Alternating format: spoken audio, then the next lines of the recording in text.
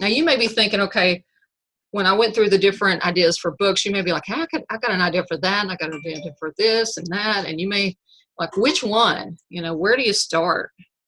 I have a bit of a guide to help you understand maybe which books have the most ready for you. It may be that you're going to write multiple books, but if you get overwhelmed thinking you're going to write multiple ones, that you're just not going to do anything. It'll probably immobilize you if you're like most people. You want to pick one, okay? So here's an idea for how you could pick one. Take out if you got a piece of paper, on the left-hand side, you want a column for a book idea. So if you have an idea for a book, just jot it down. Just jot those ideas down.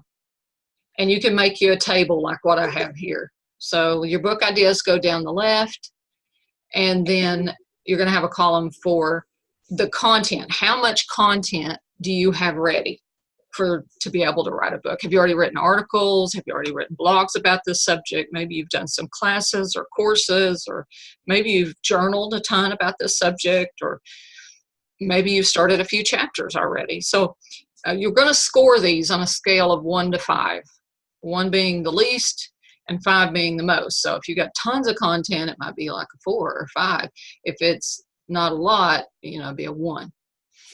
The next one is, how tightly does it tie in with your mission or your business, if it's about a business for you, or what you feel like you're here on this planet to do. You know, if you've really thought about your purpose in life, how tightly does this idea tie into that? If it doesn't tie in at all, it'd be a 1. If it's like right on the nose, it'd be a 5. The next one would be demand.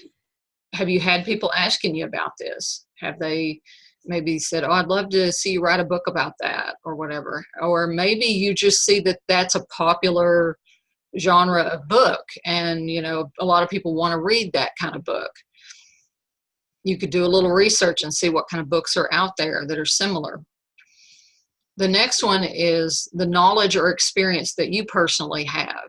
If it's something that you could just talk about in your sleep, it's time for you to write that book, probably. If it's something that I don't know, there's too many gaps, too many holes in my knowledge. I just barely started learning about this, and, you know, then it'd be down on the lower end of the scale. And then the next one is, how passionate are you about it? You know, sometimes those subjects that you can talk about in your sleep, you're over them, you're done with them, and you don't want to have to write a book about it, you know, and you just don't have it's like, I'm tired of that. So the passion could actually be low on something that you have a lot of knowledge and experience about. But there might be a new angle on it that you are passionate about. How excited are you about it? Scale of 1 to 5. So what you'll do is you'll just take your ideas and give them scores, and then you're going to total it over on the right-hand side. And whichever one gets the highest score is a good indicator that one, you could probably get a book done pretty quick on it. It may be that, like in this scenario here, idea number 2 and number 4 are really close. So you might look at them both and say, just kind of drop into your heart, which one of those feels like where I need to go. You can pray about it. You can ask.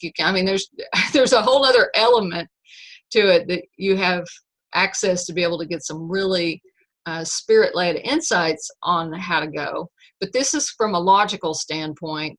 Okay, where's my energy flowing right now to help you gauge that?